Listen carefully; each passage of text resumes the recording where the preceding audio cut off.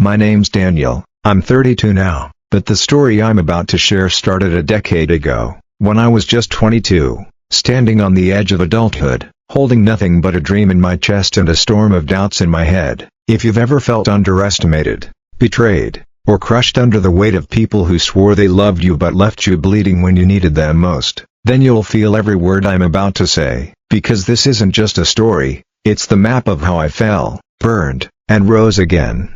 I landed a corporate job at a mid-sized marketing firm, nothing glamorous, cold calls, endless data sheets, bosses who pretended to care while stabbing each other in the back. Still, it was a paycheck, and I told myself I'd climb that ladder, one rung at a time.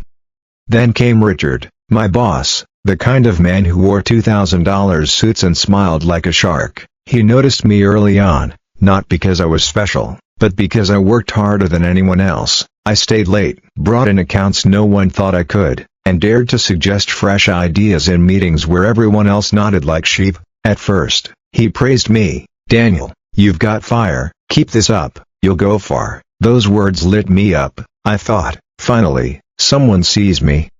But ambition is a dangerous light. It makes people in power nervous, and Richard was the kind of man who didn't like shadows taller than his own.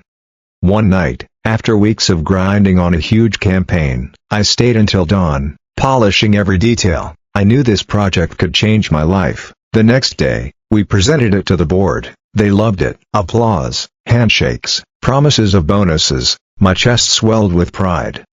And then Richard stepped forward, smiling that snake's smile, and said, "Thank you, everyone. This was my vision, my strategy. I couldn't have done it without my amazing team, of course."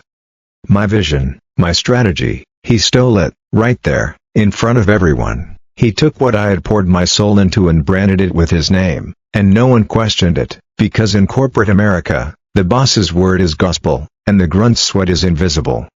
I tried to fight. I went to HR, I laid out the evidence. You know what they told me? "Daniel, it's best not to rock the boat. You're young, you'll get another chance." Another chance? I'd just been robbed, and they wanted me to smile and swallow it. That night, I sat in my tiny apartment, staring at the cracked ceiling, anger boiling in my veins. First my family had cut me out, now my career, my one shot at proving myself, had been stolen by a man who already had everything. I thought about quitting, about giving up, but then I remembered the smirk on my brother's face, the pity in my sister's voice, the smugness in Richard's tone, and something inside me snapped. I wasn't going to beg, I wasn't going to wait for scraps. If no one would hand me a chance, I'd make my own. I quit the firm the next morning. Richard laughed when I told him, "You'll be back, Daniel. Guys like you always come crawling back." His words stung, but they also lit a fuse. I swore I'd never crawl again. I started small, freelance marketing gigs, helping mom-and-pop shops in Chicago build their online presence. It wasn't glamorous, it wasn't steady. Some nights I ate ramen, some months I barely paid rent, but I learned. Every client taught me something: how to negotiate, how to sell, how to adapt, and slowly, piece by piece, I built a reputation. After a year, I had enough clients to hire one assistant. After 2, I had a team. After 3, I had my own office downtown, a neon sign with my company's name glowing against the skyline, Phoenix Strategies, because like the phoenix, I had burned and risen from my own ashes. Word spread fast. The same companies that once ignored me now knocked on my door, and then, one fateful day, we landed a massive contract with a Fortune 500 company. It was the kind of deal that could catapult us into the big leagues. And here's the twist: guess who we were bidding against? Richard's firm. When I walked into that boardroom and saw his face, pale and tight-lipped, I almost laughed. He tried to play it cool, but I saw the flicker of panic in his eyes. This was no longer the kid he had stolen from. This was a rival. We presented. My team was sharp, my strategy airtight. When the board announced they were going with Phoenix Strategies, Richard's jaw clenched so hard I thought his teeth would crack. Victory tasted sweeter than I could have imagined.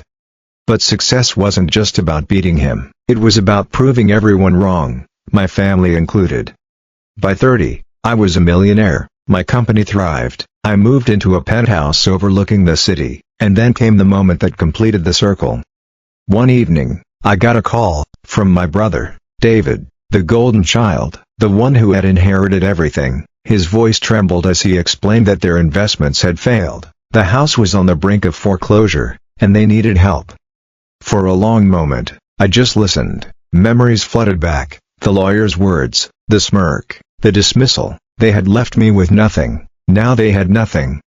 "Daniel," he said, "you've done so well for yourself. You could save us." I won't lie, part of me wanted to hang up right then, but another part of me, the part that had been that wounded 22-year-old kid, wanted closure, so I met them.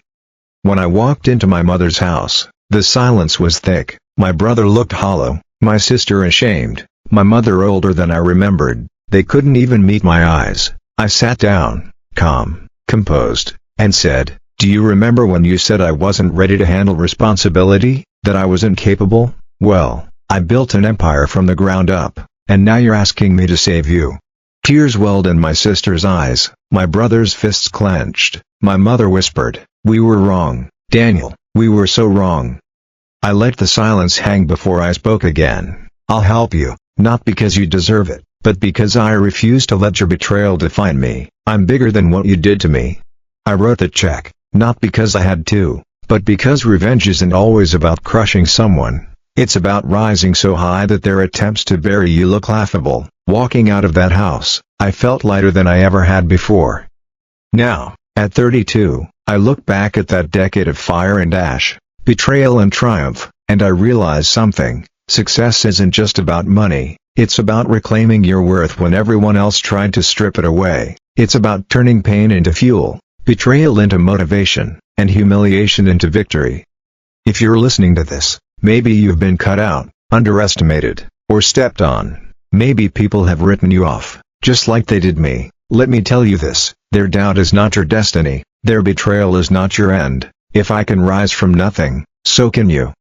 And if my story hit something inside you, if it reminded you of your own scars, then stick around, subscribe, because here, we don't just tell stories, we build fire out of ashes, and trust me, you're going to want to be here for the next one.